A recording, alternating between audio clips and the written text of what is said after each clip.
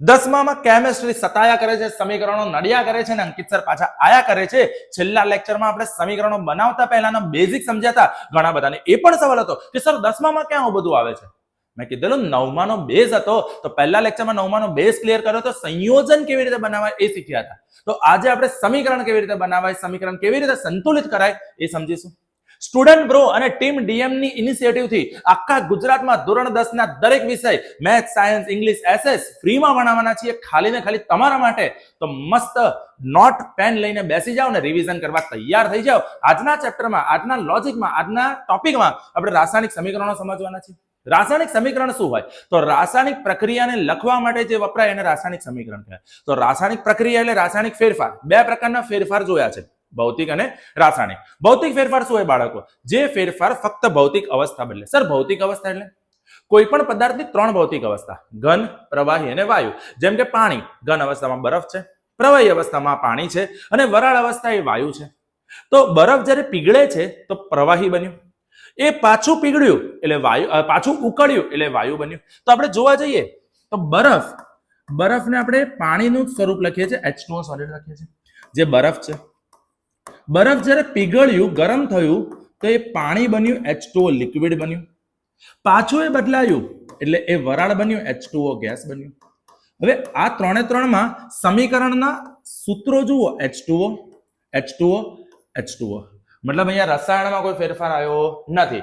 મતલબ કે જે ફેરફાર જેમાં રસાયણ નથી બદલાતું, જેમાં કેમિકલ નથી બદલાતું, એને આપણે બેટા ભૌતિક ફેરફાર કહીએ છીએ. શું કહીએ છીએ? ભૌતિક ફેરફાર. અને કેટલાક એવા પણ છે કે જે રાસાયણિક ફેરફાર છે, જે આપણે આ ચેપ્ટરમાં સમજવાના છે. ભૌતિક ફેરફાર મોટા ભાગે ઉલટાવી શકાય, પણ રાસાયણિક ફેરફાર ઉલટાવી શકાય નહીં. હા, દરેક ભૌતિક ફેરફાર ઉલટાવી શકાય તે જરૂરી પણ નથી. મોટા ભાગના ભૌતિક ફેરફાર ઉલટાવી શકાય. મતલબ બરફનું પાણી બની ગયું, પાણીનું પાછું બરફ બનાવી શકાય, જે વાત 100% સાચી છે.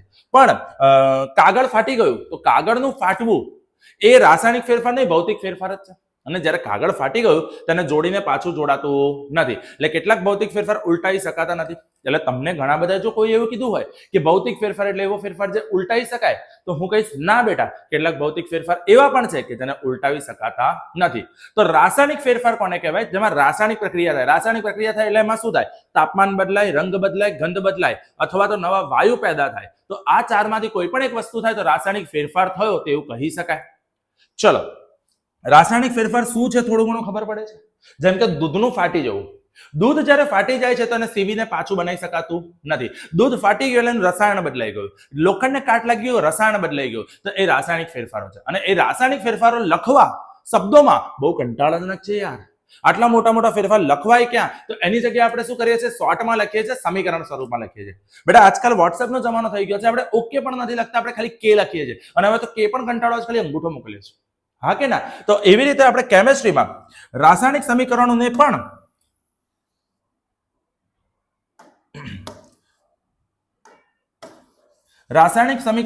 આપણે શોર્ટમાં લખી શકીશું. ચલો હવે હા, તો રાસાયણિક સમીકરણ શું છે બાળકો? રાસાયણિક સમીકરણ રાસાયણિક પ્રક્રિયાનું વાક્ય સ્વરૂપે વર્ણન. પણ વાક્ય સ્વરૂપે વર્ણન ઘણું લાંબુ થઈ જાય. જેમ કે આપણે એવું વિચાર્યું કે ભાઈ મમરાની ભેળ બનાવીએ છીએ, સેવ નાખ્યા, મમરા નાખ્યા, ડુંગળી નાખ્યા, ટામેટા નાખ્યા, કાકડી નાખ્યું, ચટણી નાખ્યું અને બધું ભેગું કરીને ભેળ બનાવ્યું. હવે હું આખું લખું કે ભાઈ ભેળ બનાવવા માટે મમરામાં સેવ અલ્પવિરામ, ડુંગળી અલ્પવિરામ, ટામેટા અલ્પવિરામ, કાકડી અલ્પવિરામ, ચટણી નાખીને મિશ્ર કરવામાં આવે છે ત્યારે ભેળ બને છે. લાંબુ થયું ને? એની જગ્યાએ સેવ, મમરા, ચટણી, ડુંગળી, ટામેટા, કાકડી બધું ભેગું કરો, બરાબર કરીને લખી નાખો ભેળ. બોલો, ખબર પડી? તો એવી રીતે રાસાયણિક સમીકરણને આપણે લાંબુ લખવાની જગ્યાએ સંક્ષિપ્ત એટલે કે શોર્ટમાં લખીએ છીએ. અને શોર્ટમાં લખીએ એટલે શાબ્દિક સમીકરણ લખીએ છીએ. શું લખીએ છીએ? શાબ્દિક સમીકરણ. શાબ્દિક સમીકરણમાં આપણે શું લખીએ છીએ? તો શાબ્દિક સમીકરણમાં ડાબી બાજુ કંઈક હશે. ડાબી બાજુ જેમ કે સેવ પ્લસ મમરા બરાબર સેવ મમરા. સિમ્પલ. તો હંમેશા જે ભેગું થાય એને ડાબી તરફ લખીશું અને જે નવું બનશે એને જમણી તરફ લખીશું. હવે કેમિસ્ટ્રીની ભાષામાં કહું તો જેની વચ્ચે પ્રક્રિયા થાય એને આપણે પ્રક્રિયક કહીશું. ફરીવાર, જેની વચ્ચે પ્રક્રિયા થાય એને શું કહેવાય બેટા? પ્રક્રિયકો કે પ્રક્રિયક. અને જે બને એને કહેવાય નિપજ. નિપજ હંમેશા જમણી બાજુ બતાવે. નિપજ હંમેશા ક્યાં બતાવે બેટા? જમણી બાજુ. એરોની જમણી તરફ નિપજ આવશે, એરોની ડાબી તરફ પ્રક્રિયક આવશે. સમજો કે A અને B ભેગા થઈને C બન્યા, બરાબર? તો આપણે એને રાસાયણિક સમીકરણ તરીકે આવી રીતે લખીશું 10માં કે A plus B gives, આને બોલાય બેટા gives. A plus B gives C. બોલો ક્લિયર થઈ ગયું એટલું? શ્યોર? તો સમજો શાબ્દિક સમીકરણમાં પ્રક્રિયક અને નિપજ વચ્ચે શું આવે? તીરની નિશાની આવે. કઈ નિશાની આવી બેટા? તીરની નિશાની આવી. બોલો ક્લિયર છે? પ્રક્રિયકોને શાબ્દિક સમીકરણમાં ડાબી તરફ લખાય છે. કોણે? પ્રક્રિયકો. પ્રક્રિયક એટલે જેની વચ્ચે પ્રક્રિયા થાય, જેની વચ્ચે પ્રક્રિયા થાય તેને આપણે પ્રક્રિયક કહીશું. પ્રક્રિયક હંમેશા ડાબી તરફ આવશે અને એકથી વધારે પ્રક્રિયક હશે તો વચ્ચે સરવાળો આવશે. શું આવશે? સરવાળો. હવે એવી રીતે નિપજો, નિપજોને કઈ તરફ લખાશે બેટા? જમણી તરફ. કઈ બાજુ લખાય બેટા? જમણી તરફ. સમીકરણની જમણી તરફ, બરાબર છે? અને એમાં પણ એકથી વધારે હોય તો વચ્ચે સરવાળાની નિશાની આવશે. અને આ રીતે આપણે રાસાયણિક પ્રક્રિયા દર્શાવીએ છીએ. પ્રક્રિયા હંમેશા પ્રક્રિયકથી નિપજ તરફની બતાવવાની, એટલે એરો એ પ્રમાણે બતાવે. હા, કેટલાક સમીકરણ એવા છે, હા આપણે ટેક્સ્ટબુકમાં પણ નથી, કેટલાક સમીકરણ એવા છે જેને રિવર્સિબલ એટલે કે પ્રતિવર્તી પ્રક્રિયા કહેવાય. પ્રતિવર્તી પ્રક્રિયા એટલે A અને B ભેગા જઈને C અને D તો બને જ છે, પણ C અને D ભેગા જઈને પાછા A અને B બની શકે. તો એને રિવર્સિબલ એરોથી બતાવી શકાય, પણ આપણી ચોપડીમાં 10માં આ બધો ઉલ્લેખ આપ્યો નથી. પણ કેટલાક સમીકરણ એવા છે કે જેને રિવર્સ કરી શકાય છે. હવે આગળ વધીએ તો રાસાયણિક પ્રક્રિયાને રાસાયણિક સમીકરણ તરીકે દર્શાવી શકાય છે, બરાબર? નેક્સ્ટ લેક્ચરમાં જ્યારે આપણે અલગ અલગ પ્રક્રિયાઓ સમજીશું, જ્યારે સંયોગીકરણ, વિઘટન, વિસ્થાપન આવી પ્રક્રિયા સમજીશું, તો એમાં આપણે પહેલો જ એક વસ્તુ બતાવીશું. અને હા, એ પણ કહી દઉં છું, નેક્સ્ટ લેક્ચરમાં તમને પ્રયોગ પણ બતાવીશ બેટા. અહીંયા મેગ્નેશિયમની રિબનનું દહન. ચલો, મેગ્નેશિયમની રિબનનું દહન. તો સૌથી પહેલા આપણે શાબ્દિક સમીકરણ લખીએ. શાબ્દિક સમીકરણ શું કહે છે? મેગ્નેશિયમ નું દહન કરો છો. મેગ્નેશિયમનો સિમ્બોલ છે Mg. મેગ્નેશિયમનો સિમ્બોલ શું છે? Mg.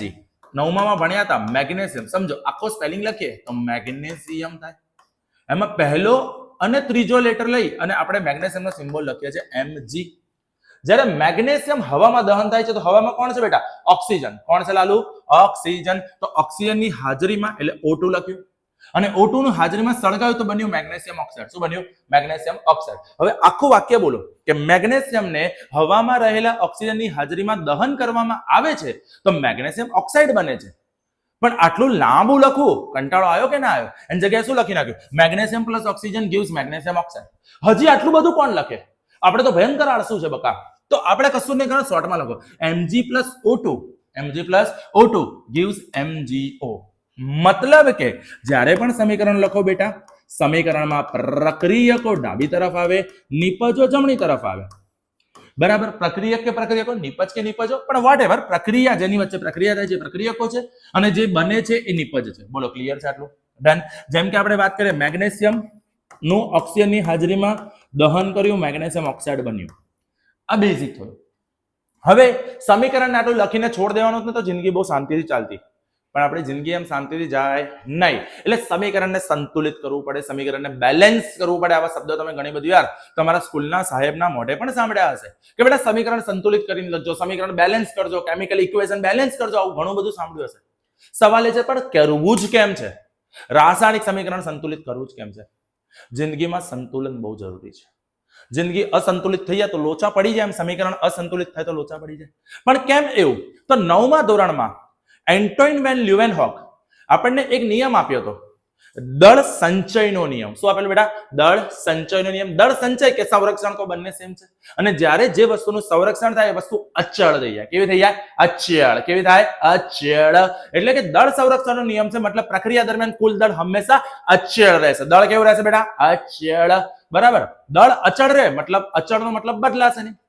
અચળનો મતલબ બદલાશે નહીં. મતલબ દળ બદલાવાનું નથી. દળ બદલાવાનું નથી. કોનું? પ્રક્રિયકોનું. કોનું? નિપજોનું. મતલબ શોર્ટમાં કહીએ તો રાસાયણિક પ્રક્રિયા દરમિયાન દળ સંચયનો નિયમ શું કહે છે? રાસાયણિક પ્રક્રિયા દરમિયાન પ્રક્રિયકો અને નિપજોનું દળ હંમેશા અચળ રહે છે. મતલબ અહીંયા જેટલું દળ હશે એટલું દળ અહીંયા બને. બેસ્ટ વસ્તુ સમજો. આપણે હમણાં એવી વાત થઈ, ભાઈ સેવ મમરા ભેગા કરો, સેવ મમરા બની ગયા. ચલો ધારો કે મેં 100 ગ્રામ સેવ લીધી અને 50 ગ્રામ મમરા લીધા, બરાબર? તો સેવ મમરા કેટલા બનશે? 150 ગ્રામ. બટ ઓબ્વિયસ છે ને, સેવ મમરા કેટલા બનશે? 150 ગ્રામ. શું એવું થશે કે 100 ગ્રામ સેવ લીધી, 50 ગ્રામ મમરા લીધા ને જોયું તો સેવ મમરા 200 ગ્રામ થઈ ગયા? અચાનક 50 ગ્રામ ક્યાંથી આવ્યા કોઈને ખબર નથી. ના, એવું નહીં થાય ને. 100 ગ્રામ સેવ લીધા, 50 ગ્રામ મમરા લીધા, થેલી કરીને જયારે ભેગી કરીને જોઈએ તો 100 ગ્રામ ક્યાં ગયા? પેટમાં. એવું થતું નથી. એનો મતલબ સેવ ને મમરા ભેગા થાય, સેવ મમરા બને તો કુલ દળ સેવ અને મમરાનું જે થતું હોય એ સેવ મમરાનું થાય જ. મતલબ કે જે પ્રક્રિયકોનું દળ હોય, પ્રક્રિયકોનું જે કુલ દળ હોય એ નિપજોનું દળ બનવું જ જોઈએ. એટલે કુલ દળ હંમેશા અચળ રહે. કુલ દળ હંમેશા અચળ રહે, જેને સાદી ભાષામાં, વિજ્ઞાનની ભાષામાં, ચોપડીની ભાષામાં આપણે એવું કહીએ છીએ કે રાસાયણિક પ્રક્રિયા દરમિયાન, કોઈ પણ રાસાયણિક પ્રક્રિયા દરમિયાન દ્રવ્યનો સર્જન કે વિનાશ શક્ય નથી, દળનું સર્જન કે વિનાશ શક્ય નથી. મતલબ પ્રક્રિયકોના જેટલા દળ છે નિપજોનું એટલું જ દળ રહેવું જોઈએ. અને એને કહેવાય સંતુલિત સમીકરણ. શું કહેવાય? સંતુલિત સમીકરણ. સમીકરણને સંતુલિત કરતા પહેલા આપણે જે સંતુલન વગરનું સમીકરણ લખીએ છીએ, સમજો આપણે એક લખીએ છીએ શાબ્દિક સમીકરણ. આ સમીકરણ આપણે શબ્દોની ભાષામાં લખ્યું શાબ્દિક સમીકરણ, જેનું ખાસ કોઈ મહત્વ છે નહીં. આપણે સમીકરણને સિમ્બોલ ભાષામાં લખ્યું, પણ આ સમીકરણ સંતુલિત છે નહીં. તો જે સમીકરણ સંતુલિત નથી એને આપણે કહીએ છીએ અસંતુલિત સમીકરણ. અને અસંતુલિત સમીકરણને બીજી ભાષામાં કંકાલ સમીકરણ કહેવાય. કંકાલ એટલે કે સ્કેલેટોન. મતલબ કે કોઈ પણ શરીર તૈયાર થાય પહેલા કંકાલ બને, કંકાલની ઉપર માંસપેશીઓ આવે. એવી રીતે આપણે કોઈ પણ સમીકરણ તૈયાર કરતા પહેલા કંકાલ તૈયાર કરીશું, પછી એને સંતુલિત કરીશું. અને આજના લેક્ચરમાં બાળકો હું તમને એ જ શીખવાડવાનો છું, સમીકરણ સંતુલિત કેવી રીતે કરાય. આમ તો 3 રીત છે. એક રીતે આપણે શાંતિથી સમજીશું. આજે હું તમને 2 રીત સમજાવીશ. એક ડાયરેક્ટ કરતા સમજાવીશ અને એક ચોપડીમાં આપેલી હિટ એન્ડ ટ્રાયલ મેથડ સમજાવીશ. હિટ એન્ડ ટ્રાયલ મેથડ થોડી લાંબી છે, ટીડીએસ છે, કંટાળાજનક છે, એટલે ડાયરેક્ટ મેથડ તમને વધારે ફાવશે. જોઈ લો. તો સમીકરણની બંને તરફના દળ સમાન નથી, અને જો દળ સમાન નથી તો આ પ્રકારના સમીકરણને આપણે માળખાકીય રાસાયણિક સમીકરણ, અસંતુલિત રાસાયણિક સમીકરણ, કંકાલ સમીકરણ જેવા શબ્દો વાપરીએ છીએ. અને ઘણી બધી વાર ચોપડીમાંથી પૂછાયું છે કે સમીકરણને શા માટે સંતુલિત કરવામાં આવે છે. તો તમારે પ્રેમથી લખી રાખવાનું કે દળ સંચયના નિયમ અનુસાર કોઈ પણ રાસાયણિક પ્રક્રિયા દરમિયાન દ્રવ્યનું સર્જન કે વિનાશ શક્ય નથી. કોઈનું જાતે સર્જન થતું નથી, કોઈ જાદુથી આવતું નથી, કોઈ જાદુથી ગાયબ પણ થતું નથી. દ્રવ્યનું સર્જન કે વિનાશ જાતે શક્ય નથી. દળ સંરક્ષણનો નિયમ કહે છે કોઈ પણ રાસાયણિક પ્રક્રિયામાં દળનું સર્જન કે વિનાશ થતું નથી. મતલબ જેટલા પ્રક્રિયકમાં તત્વ હતા એટલા નિપજમાં રહે જ. 100 ગ્રામ સેવ લીધી, 100 ગ્રામ મમરા લીધા, 100 ગ્રામ ડુંગળી લીધી, 100 ગ્રામ ટામેટા લીધા, 400 ગ્રામ સેવ મમરાની ભેળ બનવાની જ છે. તમે ભેગું કરીને હલાવી દો તો કોઈ ફરક પડતો નથી. બેટા સિમ્પલ વસ્તુ છે. 100 ગ્રામ પાણીમાં 5 ગ્રામ લીંબુ નાખો ને તો પણ 105 ગ્રામનું લીંબુ પાણી બને. બરાબર? એટલે એટલું સમજી લો કે ક્યારે પણ રાસાયણિક પ્રક્રિયા થાય કે ભૌતિક પ્રક્રિયા થાય, જેટલું ભેગું કર્યું એટલું ટોટલ રહેવું જ જોઈએ. પ્રક્રિયકોના જેટલા દળ, જેટલા નિપજના દળ રહેવા જ જોઈએ. એટલે કોઈ પણ રાસાયણિક પ્રક્રિયામાં પ્રક્રિયકોમાં હાજર રહેલા તત્વોનું કુલ દળ પ્રક્રિયામાં હાજર રહેલા તત્વોમાં કુલ દળ જેટલું હોય છે. પ્રક્રિયક, નિપજ બંને સાઈડ દળ સરખા હોય છે. મતલબ કે રાસાયણિક પ્રક્રિયા શરૂ થતા પહેલા ને પૂર્ણ થયા બાદ બંને બાજુ તત્વોના પરમાણુની સંખ્યા સરખી રહેવી જોઈએ. બરાબર છે? જેમ કે અહીંયા આપણે એક પ્રવૃત્તિ લીધી છે. આ બધી જ પ્રવૃત્તિ હું જ્યારે ચેપ્ટર સમજાવીશ ત્યારે બધું જ તમને પ્રવૃત્તિ અહીંયા કરીને બતાવીશ. પણ અત્યારે આપણે એક પ્રવૃત્તિ લીધી છે કે ઝિંક, દાણાદાર ઝિંકને સલ્ફ્યુરિક એસિડ સાથે પ્રક્રિયા કરીએ છીએ. તો થશે શું? એક વિડીયો બતાવું છું, જુઓ.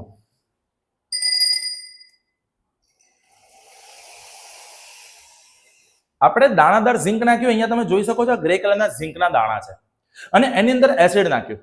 એસિડની ધાતુ સાથે પ્રક્રિયા થાય એટલે તીવ્ર પ્રક્રિયા થશે અને એક પ્રકારના વાયુના પરપોટા પેદા થશે. અને એ જે વાયુના પરપોટા છે એ હંમેશા હાઇડ્રોજન હશે. શું હશે બાળકો? હાઇડ્રોજન. જોઈ લો ફરીવાર.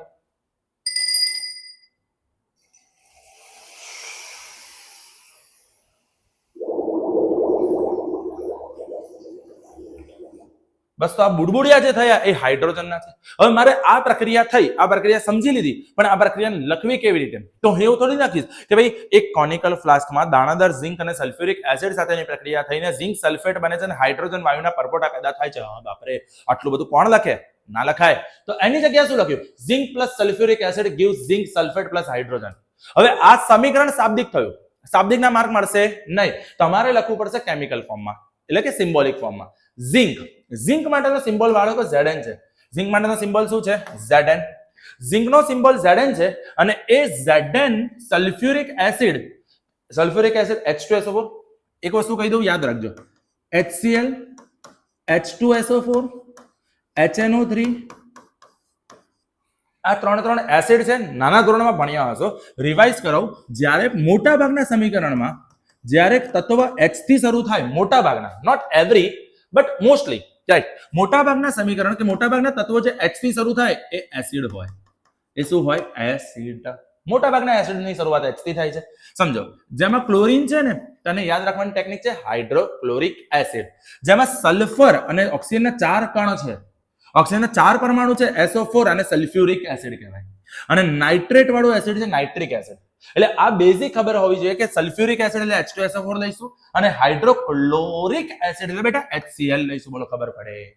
આવડે?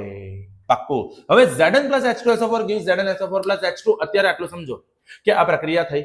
હવે આમાં શું થશે સમજો, પ્રક્રિયા કેવી રીતે બનાવવાની એ પણ સમજાવવાની મેં કીધેલી. સમજો, ઝિંકનો જ્યારે મેં તમને ધન આયન ઋણ આયનનું છેલ્લા લેક્ચરમાં ટેબલ કીધેલું કે ધન આયન ઋણ આયન ટેબલ ખાસ કરજો. હજી પણ કહું છું, તમારે કેમેસ્ટ્રી સમજવું હોય ને તો કન્ફર્મ ધન આયન અને ઋણ આયનનું ટેબલ ગોખી નાખો. એ તમારી ભગવદ્ ગીતા છે કેમેસ્ટ્રીની.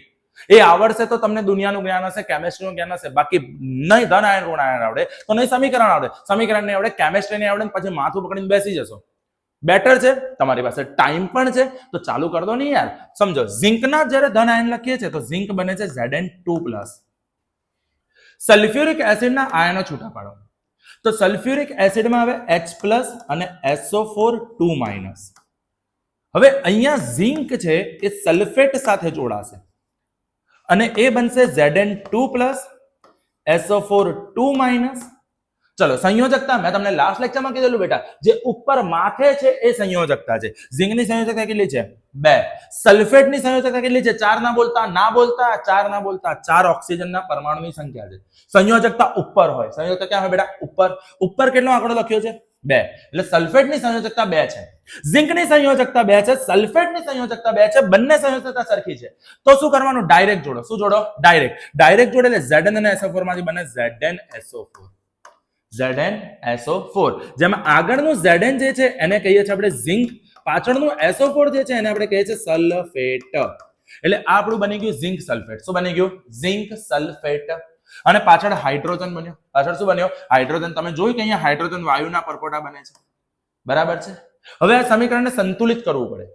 સંતુલિત કરવા માટે તમને પહેલું સ્ટેપ એ છે કે હંમેશા ધાતુ બેલેન્સ કરો. ધાતુ એટલે કોણ? Potassium, sodium, calcium, magnesium, aluminium, zinc, lead, silver, copper, આ બધી જ ધાતુ છે. ફરીવાર, potassium, sodium, calcium, magnesium, aluminium, zinc, iron, lead, બધી જ વસ્તુ કોણ છે? ધાતુ. એ પહેલા હંમેશા ધાતુની સંખ્યા સામસામે ચેક કરો. બીજા સ્ટેપમાં અધાતુ. અધાતુ એટલે કોણ આવે? ક્લોરીન, ઓક્સિજન, સલ્ફર, એ બધી વસ્તુ અધાતુ છે. ત્રીજા સ્ટેપમાં આપણે ઓક્સિજનને બેલેન્સ કરીશું. ચોથા સ્ટેપમાં આપણે હાઇડ્રોજનને બેલેન્સ કરીશું. આ યાદ રાખજો. પહેલા હંમેશા ધાતુ, પછી અધાતુ, પછી ઓક્સિજન, પછી હાઇડ્રોજન. કોઈ પણ ઇક્વેશન 99% આ મેથડથી ઇઝીલી સોલ્વ થશે. અને 10મા ધોરણમાં તો બહુ બચ્ચા જેટલા સમીકરણ આવે છે. હાવ નાની નાની સમીકરણો છે, હાવ નાની નાની છે. તો એને ઇઝીલી સોલ્વ કરો. જેમ કે અહીંયા ધાતુ પહેલા કેટલી હતી? ઝિંક. તો ઝિંક પહેલા 1 જ છે. અહીંયા પણ ઝિંક કેટલા છે? 1 જ છે. મતલબ ઝિંક તો આપણા બેલેન્સ છે. હા છે. પછી આપણે SO4 આખું ગણીએ. સલ્ફર ને ઓક્સિજન નો આખો એક સમૂહ લઈએ, SO4 that is સલ્ફેટ. અહીંયા સલ્ફેટ આખું કેટલું વાર છે? 1 વાર. અહીંયા સલ્ફેટ બેટા કેટલી વાર છે? 1 વાર. એટલે સલ્ફેટ પણ બેલેન્સ છે, હાઇડ્રોજન પણ બેલેન્સ છે. અહીંયા H2 એટલે હાઇડ્રોજનના 2 અણુ છે, અહીંયા પણ હાઇડ્રોજનના 2 પરમાણુ છે. બોલો, ખબર પડી ગઈ? એટલે હાઇડ્રોજનના બંને સાઈડ 2 પરમાણુ છે એટલે હાઇડ્રોજન પણ સંતુલિત છે. એટલે આવા સમીકરણ આપણે સંતુલિત સમીકરણ કહેવાય. શું કહેવાય? સંતુલિત સમીકરણ. મતલબ કે સમીકરણને સંતુલિત કરવું હોય તો પ્રક્રિયક અને નિપજ બાજુ બંને બાજુ ચેક કરવું પડે. આ જ વસ્તુને આપણે ફરીવાર જોઈએ તો સાંભળો. હવે ચોપડીની મેથડથી આપણે લખીશું પ્રક્રિયક અને એક સાઈડ લખીશું બાળકો નિપજ. ચલો, અંદર કયા કયા તત્વો છે? અંદર તત્વોમાં ઝિંક છે, હા. સલ્ફર છે, હા. ઓક્સિજન છે, હા. હાઇડ્રોજન છે. બોલો, આટલું ખબર પડી ગઈ. હવે આપણે બંને સાઈડની સંખ્યા ગણીને લખવાની, જનસંખ્યાની ગણતરી કરવાની છે. બગા ટીચરોએ વસ્તી ગણતરી કરવી પડી ને એટલે આપણી જોડે અણુની ગણતરી કરાવશે. ચાલો, ચલો, ઝિંક અહીંયા કેટલા છે? 1. અહીંયા ઝિંક કેટલા છે? 1. એટલે પ્રક્રિયક બાજુ 1, નિપજ બાજુ 1. ચલો, બેલેન્સ છે, કોઈ વાંધો નથી. સલ્ફર, અહીંયા સલ્ફર કેટલા દેખાય છે બાળકો તમને? કશું આગળ પાછળ છે? ના, ના કોઈ इसके आगे ના કોઈ इसके पीछे. તો સલ્ફર બંને બાજુ 1 1 જ છે. ચલો, એટલે સલ્ફર પણ બેલેન્સ છે. ઓક્સિજન અહીંયા કેટલા છે? 4.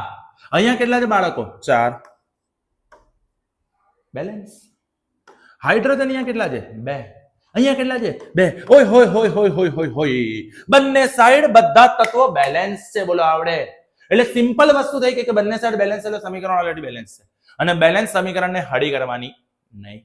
જે ઓલરેડી બેલેન્સ છે અને જે સંતુલનમાં જીવે છે શાંતિથી બેલેન્સ થઈને રહે છે એને હળી કરવાની નહીં. એટલે આને કશું કરવાની જરૂર નથી. મતલબ કે આપણી ચોપડીમાં એક મેથડ આપી છે, નામ છે હિટ એન્ડ ટ્રાયલ મેથડ.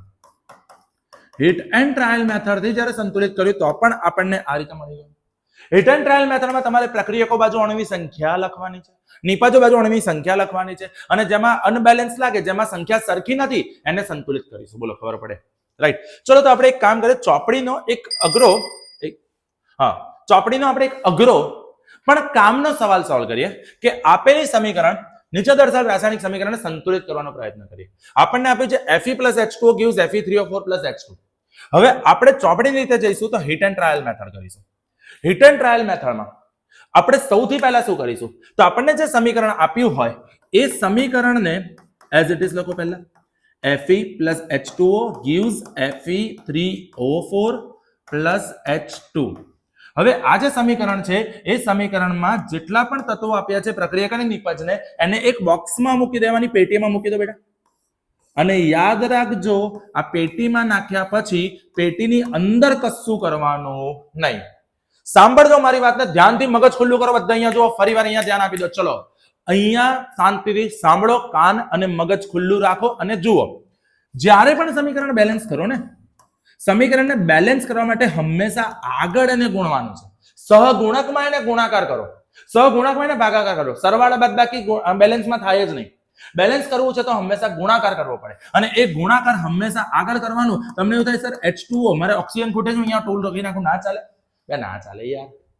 અહીંયા નીચે તમારે કશું કરવાનું નહીં, નીચે કશું નહીં કરવાનું. આ બધું કરતા મેં તમને એક સિમ્પલ લોજિક કીધું. જ્યારે પણ સમીકરણ બેલેન્સ કરો એટલે તમે પેટી બનાવી દો અને પેટીની અંદર જવાનું નહીં, પેટીની અંદર જવાનું નહીં. લક્ષ્મણ રેખા બનાવી દીધી એવું માની લો. હવે ધ્યાનથી સમજો, આપણે ડાબી તરફ અને જમણી તરફ અણુની સંખ્યા ગણીએ તો પહેલા જુઓ, ડાબી બાજુ જે છે એને શું કહીશું બેટા આપણે? પ્રક્રિયક. જમણી બાજુ જે છે એને આપણે શું કહીશું બેટા? નિપજ. ડાબી તરફ જમણી પ્રક્રિયકમાં કોણ છે? Fe લખી નાખ્યો. બીજું કોણ છે? હાઇડ્રોજન લખી નાખ્યો. ત્રીજું કોણ છે? ઓક્સિજન લખી નાખ્યો. એ જ વસ્તુ અહીંયા જુઓ, FeO અને H એટલે બરાબર છે. હવે તમે ધ્યાનથી જોજો, અહીંયા Fe કેટલા છે? 1. Fe કેટલા છે? 1. અને અહીંયા Fe કેટલા છે બેટા? 3. બોલો દેખાય છે? પાક્કું. અહીંયા Fe 1 છે, આર્યો. અહીંયા Fe 3 છે. બોલો ક્લિયર? હવે હાઇડ્રોજન જુઓ, હાઇડ્રોજન અહીંયા કેટલા છે બેટા? 2. એટલે હાઇડ્રોજન અહીંયા કેટલા લખ્યા મેં? 2. અહીંયા હાઇડ્રોજન કેટલા છે? 2. એટલે 2. વાંધો આવશે નહીં. ઓક્સિજન અહીંયા કેટલા છે? કશું જ ના લખ્યું હોય ને, અહીંયા કશું જ નથી ને, કશું નથી લખ્યું એટલે 1 ગણવાનું. કેટલો ગણવાનો? 1. પણ અહીંયા ઓક્સિજન કેટલા છે? 4. કેટલા છે? 4. એટલે આપણે આ પહેલું સ્ટેપ કર્યું કે બોક્સ મૂક્યો, બોક્સની અંદર અણુની સંખ્યા ગણી. હવે સમજો, અહીંયા 1 છે, અહીંયા 3 છે, સંતુલન નથી. અહીંયા 2 અને 2 સંતુલન છે, કોઈ વાંધો નથી. અહીંયા 1 અને 4 છે. તો હવે કોને સંતુલિત કરીશું? હવે સૌથી પહેલા જેની સંખ્યામાં મોટો ફેરફાર હોય, જેનો ડિફરન્સ મોટો હોય, એને આપણે પહેલા બેલેન્સ કરીશું. મતલબ અહીંયા 1 છે ને અહીંયા 4 છે, તો આપણે પહેલા ઓક્સિજનને બેલેન્સ કરવાનું. પહેલા ઓક્સિજનને બેલેન્સ કરવાનું. સર ધારો કે Fe બેલેન્સ કરીએ તો શું થાય? તો કદાચ એવું થાય કે તમારે સમીકરણને ફરીને બેલેન્સ જ કર્યા કરવું પડશે. કારણ કે Fe બેલેન્સ થશે એટલે ઓક્સિજનમાં થોડો ફેરફાર થશે. એ ફેરફાર પાછો તમારે કરવો પડશે. જુઓ, જેમ કે ઓક્સિજનને અહીંયા 4 છે, તમારે અહીંયા 4 લેવા કેટલા વડે ગુણવા પડે? 4. મતલબ હું એવું લખું કે ભાઈ O ને પ્રક્રિયક તરફ O ને 4 વડે ગુણતા, પ્રક્રિયક તરફ O ને 4 વડે ગુણતા. મતલબ આપણું આ જે સમીકરણ છે Fe + H2O, એમાં ઓક્સિજન ક્યાં છે? અહીંયા છે. તો એની આગળ આપણે 4 વડે ગુણ્યું. કેટલા ગુણ્યું બેટા? 4 વડે. તો આપણને નવું સમીકરણ મળશે. ચલો નવી સમીકરણ ફરી લખીએ આપણે. તો આપણું જે સમીકરણ હતું એ સમીકરણમાં આપણે બોક્સ બનાવી દીધેલા અને બોક્સને આપણે કોઈ જ પ્રકારની હળી કરવાની થતી નથી. હવે આપણે શું કર્યું? તો પ્રક્રિયક બાજુ ઓક્સિજનને 4 થી ગુણ્યા હતા. પ્રક્રિયક બાજુ આપણે ઓક્સિજનને 4 થી ગુણ્યા હતા. ચલો ફરી જુઓ. બોલો ખબર પડી? હવે બધી ગણતરી ફરી કરવાની, એટલે સ્ટેપ નંબર 2 માં ફરીવાર બધી કેલ્ક્યુલેશન કરવામાં આવશે. બાળકો જોતા જાઓ, લખતા જાઓ, સમજતા જાઓ. બરાબર છે. તો આ બાજુ Fe કેટલા છે? 1. આ બાજુ Fe કેટલા છે? 1. કશું લખ્યું નથી એટલે 1 છે. આ બાજુ Fe કેટલા છે? 3. હવે હાઇડ્રોજન આ બાજુ કેટલા થયા? તો 2 4 4 દુ 8. આ વસ્તુ ધ્યાનથી સમજજો હવે કે આપણને 4H2O આલ્યું છે. મતલબ હાઇડ્રોજનના એક થેલીમાં 2 પરમાણુ છે. હાઇડ્રોજનની એક થેલી વિચારો, થેલી. એક થેલીમાં 2 પરમાણુ છે. બરાબર? એવું સમજો કે મારી પાસે એક થેલી છે, એક થેલીમાં 2 ચોકલેટ છે. કેટલી ચોકલેટ છે બેટા? 2. અને એવી મારી પાસે 4 થેલી છે. એક થેલીમાં 2 ચોકલેટ, એવી 4 થેલી. ટોટલ ચોકલેટો કેટલી થઈ મારી પાસે? 8 ચોકલેટ. કેટલી થઈ બેટા? 8 ચોકલેટ. તો એવી રીતે એક અણુમાં 2 પરમાણુ હાઇડ્રોજનના, એવા કેટલા છે? 4. એટલે 4 અને 2 ગુણા એટલે અહીંયા બને 8. એટલે પ્રક્રિયકમાં 8 થઈ ગયા. પ્રક્રિયકમાં હાઇડ્રોજન કેટલા થયા? 8. કેવી રીતે કરવાનું? 2 4 4 દુ 8. અહીંયા હાઇડ્રોજન કેટલા છે બેટા? 2 જ છે. બોલો, સમજ પડી? રાઈટ. એવી રીતે ઓક્સિજન. હવે આ છે ને બહાર ગુણાયું છે. સમજો આવું હોય કે ભાઈ x + y અને અહીંયા 2 થી ગુણ્યું હોય તો કૌંસ ખુલે તો કેવું આ બંને જોડે ગુણાય. એવી રીતે આ 4 ઓક્સિજન સાથે પણ સંયોજાય. આ 4 ઓક્સિજનને પણ લાગે. એટલે અહીંયા ઓક્સિજનની સંખ્યા કેટલી થઈ? 4. અહીંયા ઓક્સિજનની સંખ્યા કેટલી થઈ? 4. ચલો ઓક્સિજન તો બેલેન્સ થઈ ગયું. જલસા કરો યાર. પણ તરત હાઇડ્રોજનનું બેલેન્સ હલી ગયું. હાઇડ્રોજનનું બેલેન્સ હલી ગયું તો અહીંયા 8 છે, અહીંયા 2 છે, તો મારા 2 ના ઘડિયામાં 8 આવે. હા, 4 દુ 8. મતલબ કે નિપજને હું 4 વડે ગુણીશ. નિપજને હું 4 વડે ગુણીશ. નિપજને જ્યારે હું 4 વડે ગુણીશ એટલે કે હાઇડ્રોજન જે જગ્યાએ છે ત્યાં હું 4 લખીશ. શું લખીશ? 4. અને પછી ફરીવાર હું બધી ગણતરી કરીશ. બોલો, જોઈ લો. ખબર પડી ગઈ? વચ્ચે લખવું હોય તો તમે લખી શકો છો જોડે જોડે. પછી હવે આગળ વધીએ તો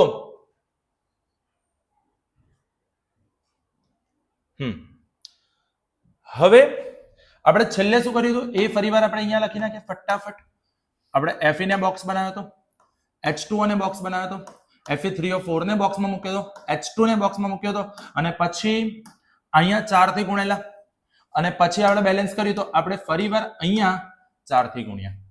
બરાબર? તો હવે ફરીવાર ત્રીજા સ્ટેપમાં, સ્ટેપ નંબર 3 માં તમે જે સમીકરણ બનાવ્યું એ સમીકરણની સંખ્યા ગણતરી ચાલુ કરો. મને ખબર છે કંટાળાજનક થોડી લાંબી મેથડ છે. હું એકદમ ઈઝી શોર્ટકટ મેથડ આપીશ પણ ચોપડીમાં છે મારે સમજાવી તો પડશે. ચલો Fe, અહીંયા Fe કેટલા છે? 1. અહીંયા Fe કેટલા છે? 3. અહીંયા આગળ હાઇડ્રોજન 4 દુ 8. અહીંયા હાઇડ્રોજન કેટલા છે? 4 દુ 8. જલસા કરો બાપુ, 8 8 થઈ ગયા છે. અહીંયા ઓક્સિજન કેટલા છે? 4 1 4. કારણ કે અહીંયા કશું નથી એટલે 1 ગણાય. કેટલા ગણાય? 1 ગણાય. કેટલા ગણાય? 1 ગણાય. અને 4 1 4. અહીંયા ઓક્સિજન કેટલા છે બેટા? 4. જલસા કરો, આપણને બેલેન્સ થઈ ગયા બાપુ. એક જ વસ્તુ વધી છે. કોણ વધ્યું? આયન. આયન ને સિમ્પલ વસ્તુ છે. અહીંયા 3 છે, અહીંયા 1 જ છે. ચાલશે નહીં? નહીં ચાલે. એટલે 1 ના ઘડિયામાં 3 ત્યારે આવે જ્યારે એનું 3 વડે ગુણો. કેટલા વડે ગુણો? 3 વડે. મતલબ કે અહીંયા આગળ હું આયનને 3 વડે ગુણીશ. આયનને હું 3 વડે ગુણીશ અને પછી હું બધું ફરીવાર ચેક કરીશ. ચલો તો ફરીવાર બધી જ ખેતી કરીશું. ખેતી તો કરવી પડે બેટા. માર્ક લાવવા હોય તો ખેતી કરવી પડે. ખેતી વગર તો કશું જ ના મળે. વરસાદ હોય કે ના હોય આપણે ખેતી કર્યા કરવાની. Fe, H2O, Fe3O4, H2 પેટી બનાવો. પેટીમાં અહીંયા 4 થી ગુણ્યા હતા, અહીંયા 4 થી ગુણ્યા હતા, અને સમીકરણ સંતુલિત કરવા માટે એવી વાત થયેલી બાળકો આપણે, બરાબર, કે અહીંયા 3 થી ગુણીશું. બરાબર છે? અને હવે ફરીવાર ગણતરી કરીશું, લાંબી લાંબી મેથડો કરીશું. તો Fe અહીંયા કેટલા થયા? 3. અહીંયા કેટલા થયા? 3. અહીંયા હાઇડ્રોજન કેટલા છે બેટા? 4 દુ 8. 4 દુ 8. અહીંયા આગળ ઓક્સિજન કેટલા છે? 4. અહીંયા ઓક્સિજન કેટલા છે? 4. બાપુ બધું બેલેન્સ થઈ ગયું. જલસા કરો. બરાબર ને? એટલે કે આપણું એક સમીકરણ આપણને મળી તો ગયું છે કે ઉભા રહો, દોરી પેનથી લખું તો દોરી પેનથી લખો તો 3Fe plus 4H2O gives Fe3O4 plus 4H2. સમીકરણ તો લખાઈ ગયું છે. સમીકરણ ફાઇનલ છે, લોક કરી દિયા જાય. બાપુ લોક કરી દીધું પણ હજી પણ કંઈક ખૂટે છે. તો સમીકરણ સંતુલિત કરીને એમને એમ છોડી દેવાશે નહીં. સમીકરણ સંતુલિત થયા પછીનું નેક્સ્ટ સ્ટેપ છે સમીકરણની અંદર તમારે ભૌતિક અવસ્થા લખવી પડશે. તમારે ભૌતિક અવસ્થા લખવી પડશે.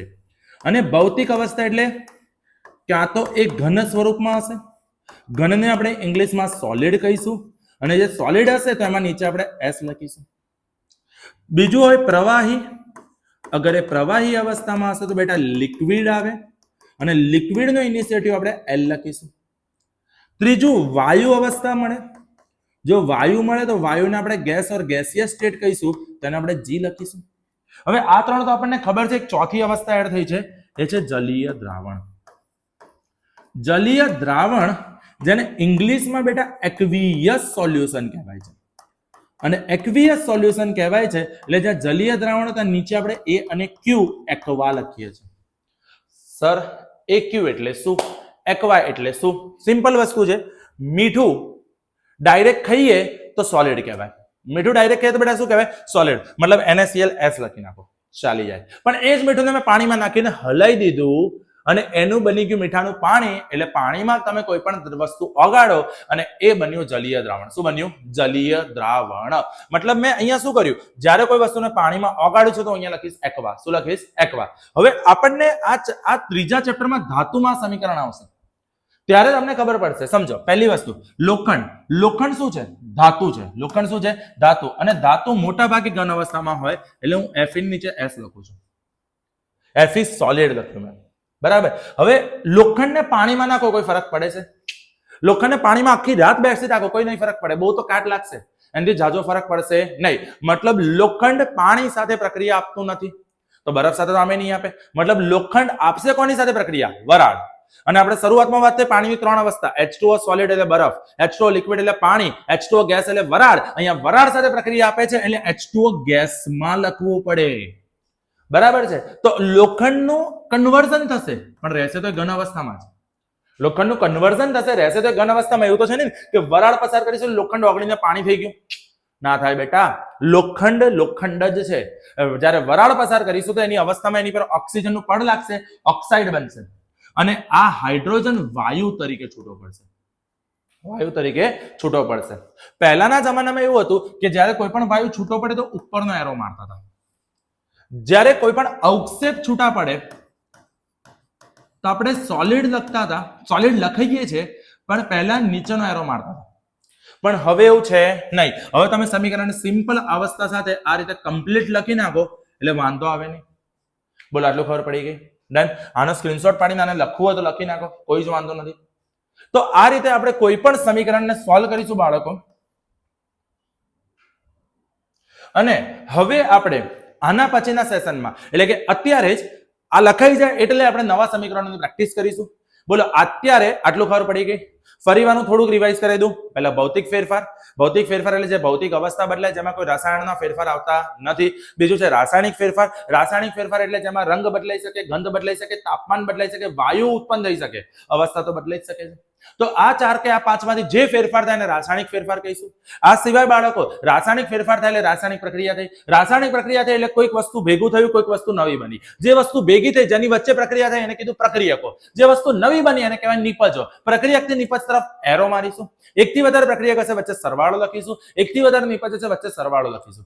અને પ્રક્રિયક અને નિપજોને આપણે શાબ્દિક સમીકરણ લખીશું, પણ શાબ્દિક સમીકરણને પણ શોર્ટમાં આપણે સિમ્બોલ ફોર્મમાં લખીશું.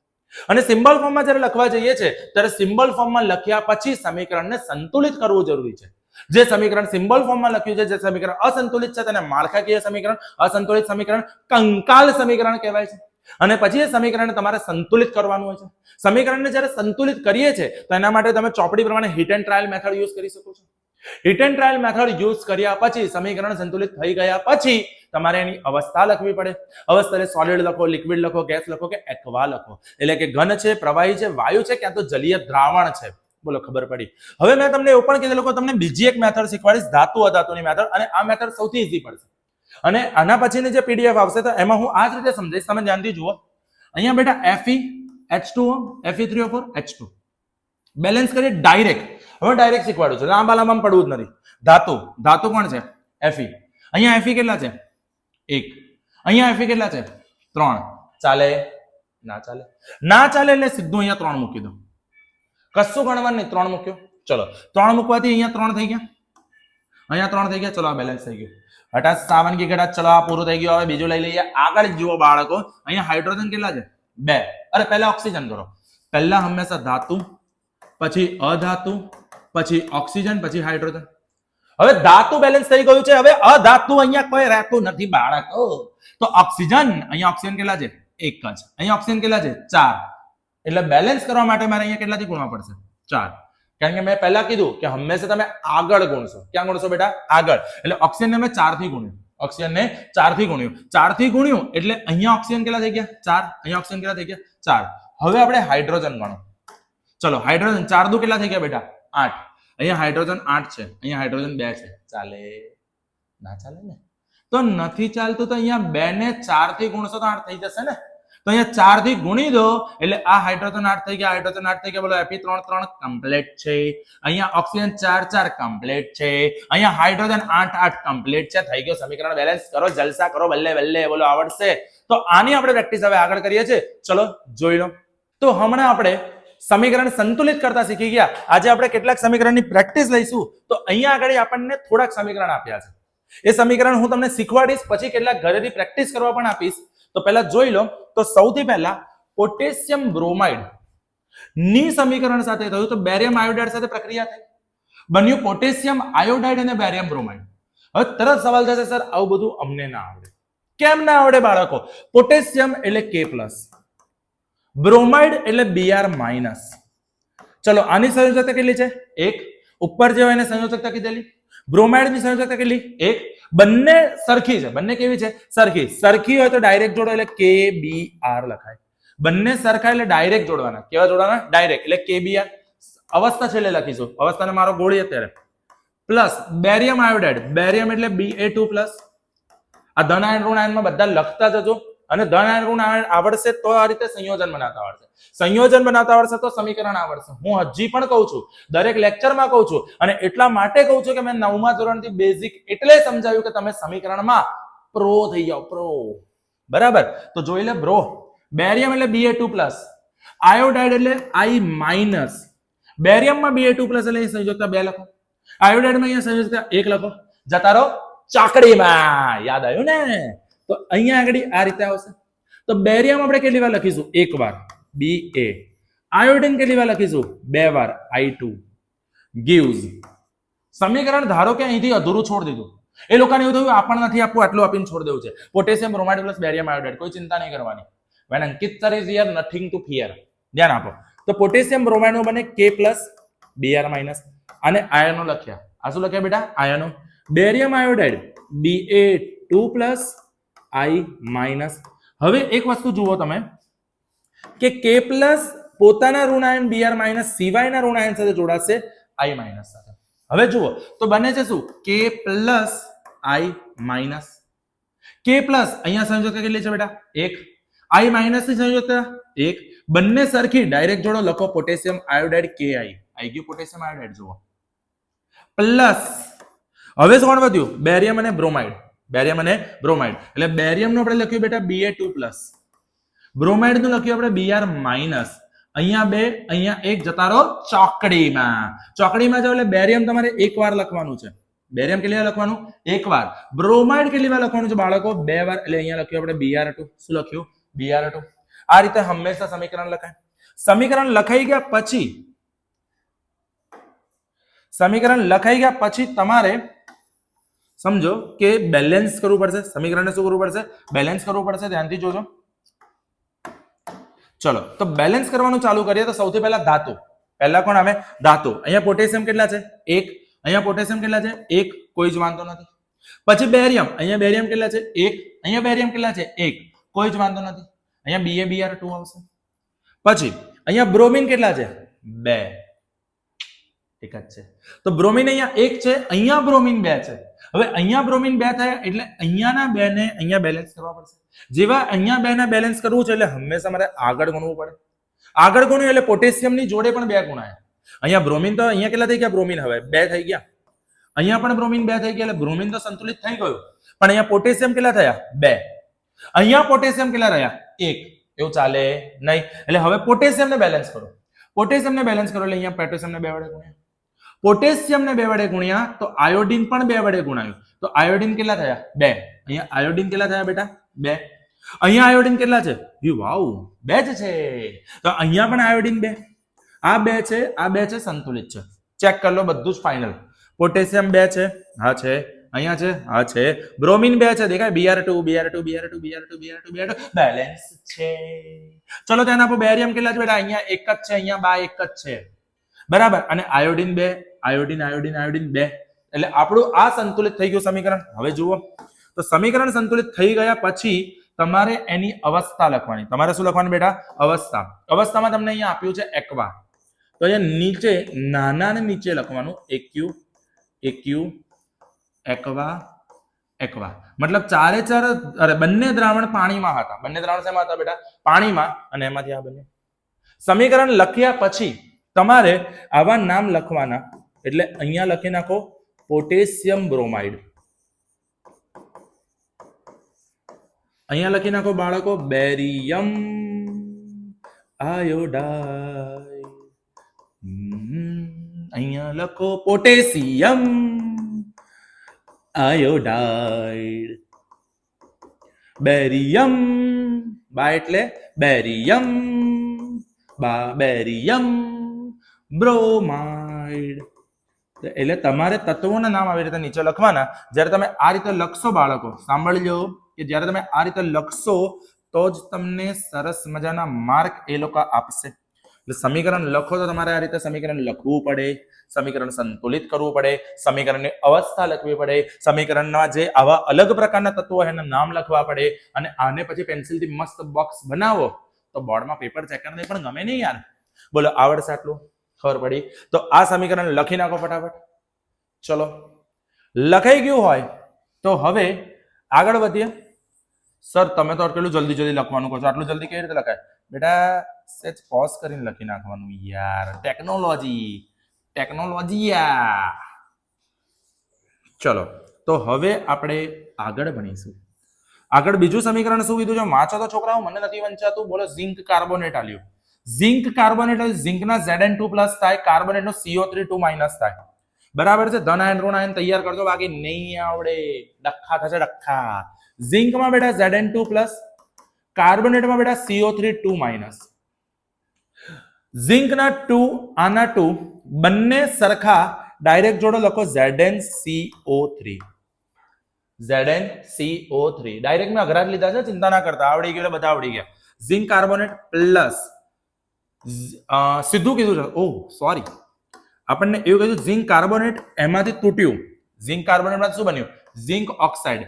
Zn2+, ઓક્સાઇડ એટલે O2-, બંને બગડા બગડા બગડા બગડા ડાયરેક્ટ જોડો. ZnO zinc oxide plus carbon dioxide CO2. Carbon dioxide તો ખબર છે ને, CO2. શ્વાસ લો છો તો ખબર નહીં કાર્બન ડાયોક્સાઇડ CO2 થાય યાર.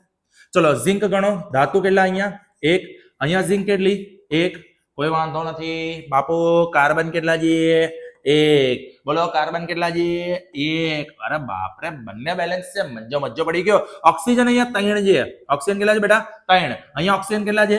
1. અહીંયા ઓક્સિજન કેટલા છે? 2. મતલબ નીપજ બાજુ ઓક્સિજનના 2 ભાગ પડ્યા, પણ ટોટલ તો 3 થયું ને. ફરી વાર સમજો, ના ખબર પડી હોય તો. અહીંયા ઓક્સિજન 3 છે, અહીંયા ઓક્સિજન 1 છે, અને અહીંયા ઓક્સિજન 2 છે. ટોટલ ગણવાનું, નીપજ બાજુ ઓક્સિજનની કુલ સંખ્યા ગણવાની. કુલ સંખ્યા 3 થઈ ગઈ. હા કે ના? મતલબ કે આ સમીકરણ ઓલરેડી સંતુલિત આપેલું. જો યાર, હું તમારે બહુ ખેતી નહીં કરાવતો, કેટલાક સમીકરણ ડાયરેક્ટ સંતુલિત આપી દઉં છું યાર, પણ કરો નહીં યાર પ્રેક્ટિસ. ચલો, ZnCO3 અવસ્થા કઈ કીધી? સોલિડ. ઝિંક ઓક્સાઇડ સોલિડ, પણ કાર્બન ડાયોક્સાઇડ વાયુ જ હોય ને, એટલે ગેસ લખો. તો સમીકરણ આ રીતે લખાય. નીચે તમારે લખવું પડે zinc carbonate, zinc oxide, carbon dioxide બધું લખજો. અને આ રીતે બીજું સમીકરણ સંતુલિત કર્યું. ચલો બાળકો, આગળ વધીએ જીવનમાં. સહેજ જીવનમાં આગળ વધીએ. સહેજ. ચલો, હાઇડ્રોજન ક્લોરીન, હાઇડ્રોજન ક્લોરાઇડ ભયંકર મોસ્ટ આઈએમપી સાઇડ.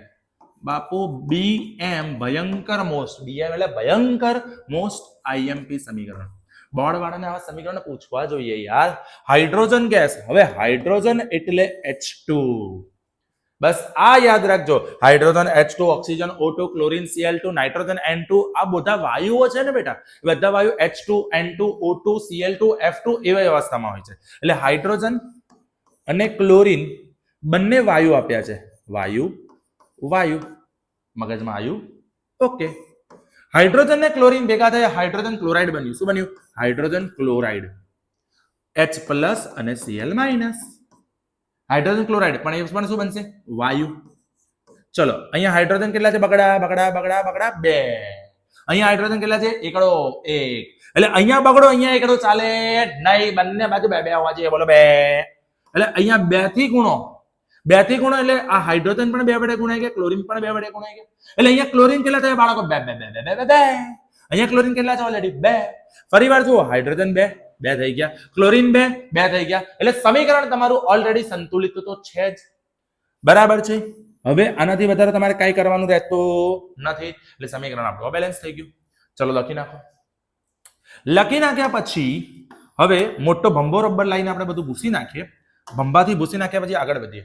મેગ્નેશિયમ માજી, મેગ્નેશિયમ નો સિમ્બોલ યાદ રાખવાનો, માજી. મેગ્નેશિયમ એટલે માજી.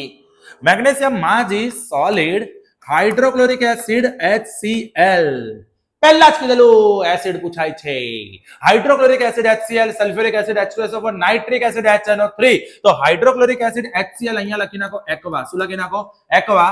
અને એમાંથી પ્રક્રિયા થશે. હવે આ પ્રક્રિયામાં મેગ્નેશિયમ ક્લોરાઇડ ના પીવું હોય ને ડાયરેક્ટ શીખવું હોય, જુઓ Mg માંથી બન્યું બેટા Mg2+,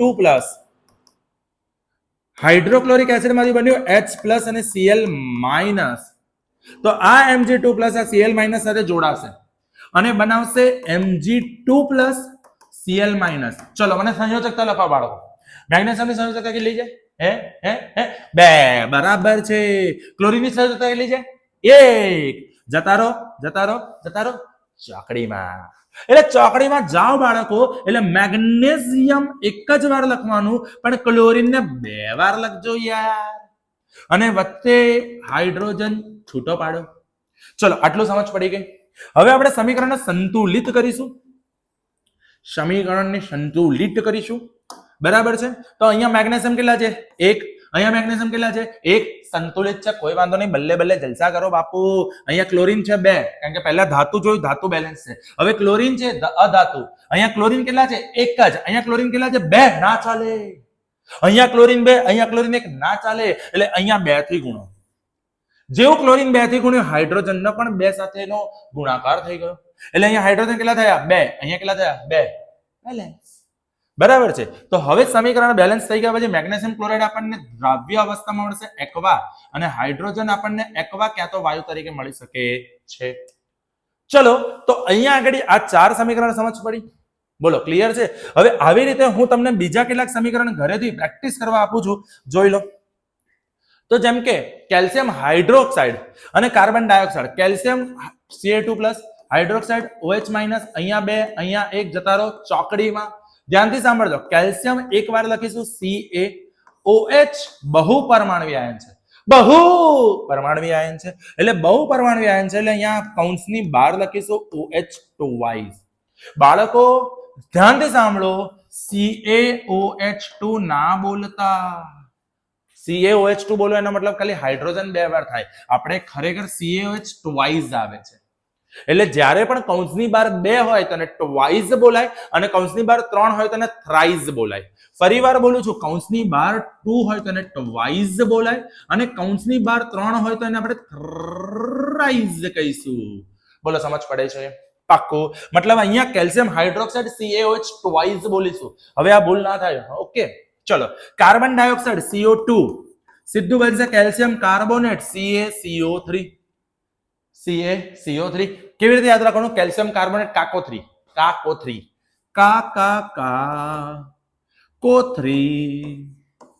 Ca2+, CO3 2-. અહીંયા કેટલા બેટા? 2. અહીંયા કેટલા? 2. બંને સરખા છે, ડાયરેક્ટ જોડો. CaCO3. શું બોલ્યા? CaCO3. અને પછી વધ્યું પાણી. પાણી. બરાબર છે. કેલ્શિયમ હાઇડ્રોક્સાઇડ જલીય દ્રાવણ અવસ્થામાં હોય, જેને ચૂનાનું નીતર્યું પાણી લાઇમ વોટર પણ કહેવાય. બરાબર છે. કાર્બન ડાયોક્સાઇડ વાયુ, અને જ્યારે કાર્બન ડાયોક્સાઇડ વાયુ ચૂનાના નીતર્યા પાણી સાથે સાથે સંયોજાશે તો બનશે કેલ્શિયમ કાર્બોનેટ. ચૂનાની પોપડીઓ બનશે. ચૂનાના પથ્થર કહેવાય ને પાણી વરાળ તરીકે થોડું છૂટું પડી જશે. એટલે સમીકરણ આ રીતે બને. કેલ્શિયમ ગણો બાળકો કેટલા છે? 1 કોઈ વાંધો નથી. કાર્બન કેટલા છે? 1 કોઈ વાંધો નથી. ઓક્સિજન અહીંયા કેટલા છે? 2 અને 2 4. કારણ કે ઓક્સિજન બાર 2 વડે ગુણાયેલો તો છે જ. એટલે ઓક્સિજન 2 વડે ગુણાયેલો છે એટલે અહીંયા ઓક્સિજન 2 થયા અને અહીંયા બીજા 2 થયા એટલે 4 થયા. અહીંયા ઓક્સિજન કેટલા છે? 3 અને 1, 4 થઈ ગયા ઓક્સિજન. ઓક્સિજન પણ બેલેન્સ છે. હાઇડ્રોજન પણ અહીંયા 2 થી ગુણાયેલા છે, અહીંયા પણ હાઇડ્રોજન 2 થી ગુણાયેલા છે એટલે હાઇડ્રોજન પણ 2 થઈ.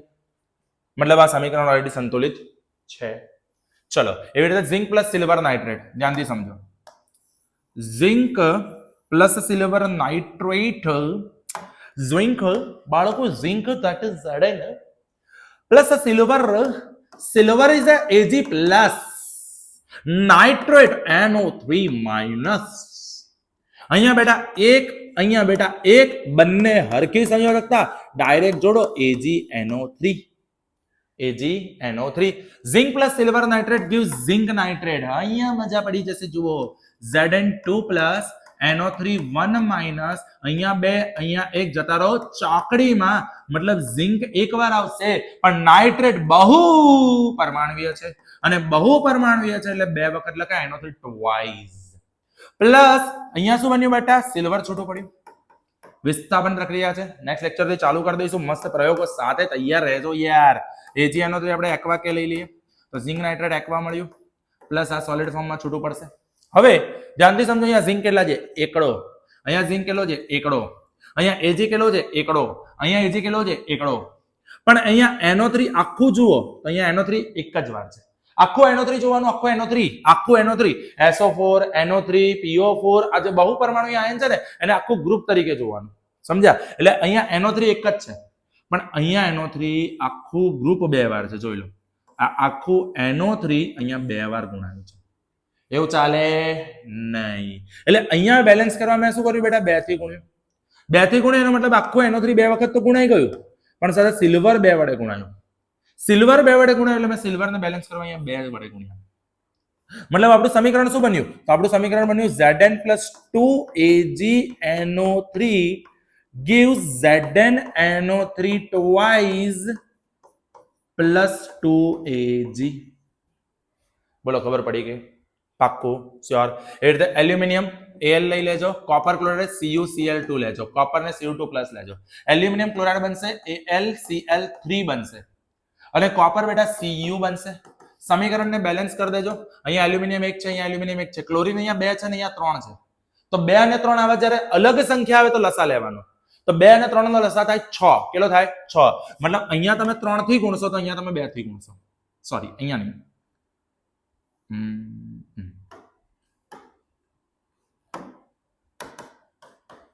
અહીંયા તમે 2 થી ગુણશો. 2 થી ગુણો એટલે અહીંયા એલ્યુમિનિયમ 2 થઈ ગયા તો અહીંયા 2 કરી દો. અહીંયા ક્લોરીન 6 થઈ ગયા. અહીંયા ક્લોરીન 3 દુ 6 થયા. અહીંયા ક્લોરીન કેટલા થયા? 3 દુ 6 અને અહીંયા ક્લોરીન થઈ ગયા 6. અહીંયા કોપર 3 થયા. કોપર કેટલા થયા? 3. અહીંયા કોપર થશે 3. એટલે સમીકરણ એવું બનશે 2Al plus 3CuCl2 gives 2AlCl3 plus 3Cu. બરાબર. આ રીતે બેરિયમ ક્લોરાઇડ. ચલો ફટાફટ સમજાવી દઉં છું. હોમવર્ક આપીને અહીંયા જ કરી દઉં છું. હું તો ખતરનાક માણસ છું યાર. Barium chloride BaCl2. હવે direct potassium sulphate K plus SO4 2 minus K2SO4 બને. પોટેશિયમ એટલે બેટા K plus બને, સલ્ફેટ એટલે SO4 2 minus બને. ઓકે ચલો બેરિયમ સલ્ફેટ BaSO4 બનશે કારણ કે Ba2 plus SO4 2 minus અને પોટેશિયમ ક્લોરાઇડ એટલે KCl બનશે. હવે સમીકરણ બેલેન્સ કરો. અહીંયા બેરિયમ 1 છે, અહીંયા બેરિયમ 1 છે, કોઈ વાંધો નથી બાપુ. પણ અહીંયા પોટેશિયમ 2 છે, અહીંયા પોટેશિયમ 1 છે, નહીં ચાલે બાપુ. લગાવો 2. લગાવ્યું આગળ 2. જેવું 2 લગાવ્યું એટલે ક્લોરીન કેટલા થઈ ગયા? 2. ક્લોરીન 2 થઈ, અહીંયા ક્લોરીન 2 જ છે, કોઈ વાંધો નથી યાર. SO4 એક જ ગ્રુપ કીધેલું મેં તમને કે SO4 ને એક અણુ તરીકે ગણો. SO4 ધારો કે X છે તો અહીંયા X એક જ વાર છે, તો અહીંયા પણ એક જ વાર છે. મતલબ તમારું સમીકરણ સંતુલિત થઈ ગયું. શું થયું? BaCl2 plus K2SO4 gives BaSO4 plus 2KCl. બોલો આવડે? પાક્કું.